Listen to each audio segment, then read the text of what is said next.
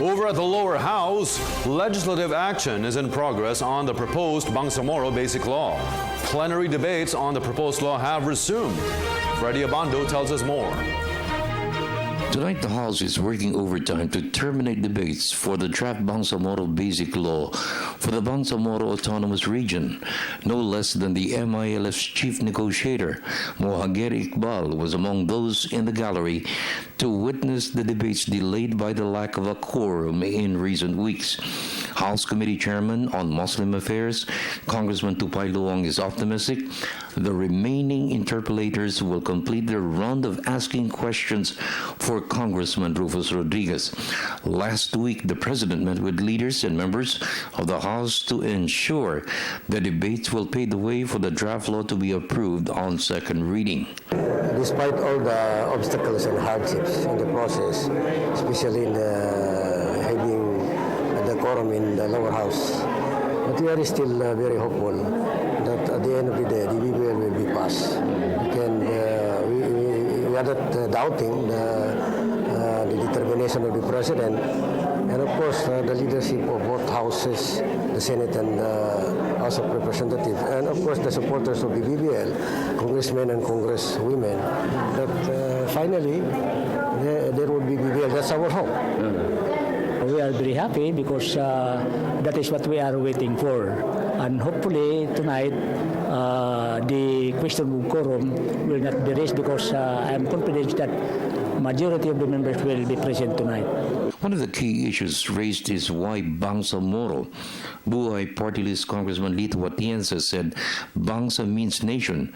Rodriguez said the amendments to the draft law ensures that the Bangsamoro Autonomous Region is not a separate nation and will continue to be part of the Philippines. Bakit po ba natin tinatawag na Bangsamoro itong political entity na ito or itong areang ito na binibigyan natin ng pansin sa pagkakataong ito?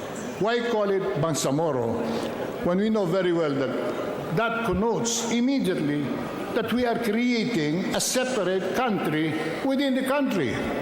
Dahil bangsa, to any basic student of our national language, means country. So when you say Bangsamoro, we're practically saying we are creating a country within a country. Ano po ba ang kadahilanan dito?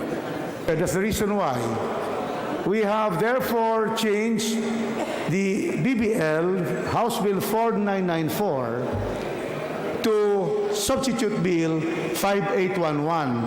And clearly, there is now a big difference.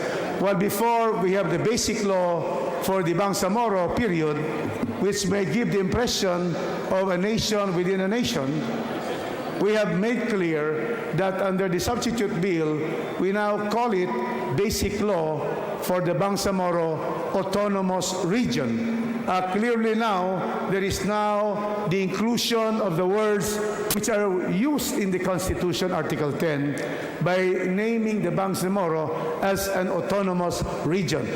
With the termination of plenary debates, the House is expected to approve the draft law on second reading in early January. It has 9 session days to propose amendments. The version of the House is completely different with the Senate version. Speaker Feliciano Belmonte is hoping both houses of Congress will approve the measure before adjournment in early February. Belmonte stressed he is committed to the full implementation of the peace agreement signed by the government and the Moro Islamic Liberation Front in 2014. So what is the current timetable insofar as we are concerned? We hope that we can finish the period of interpellations today. There are a number of people still scheduled to interpellate, pero we will request them to make them their questioning brief.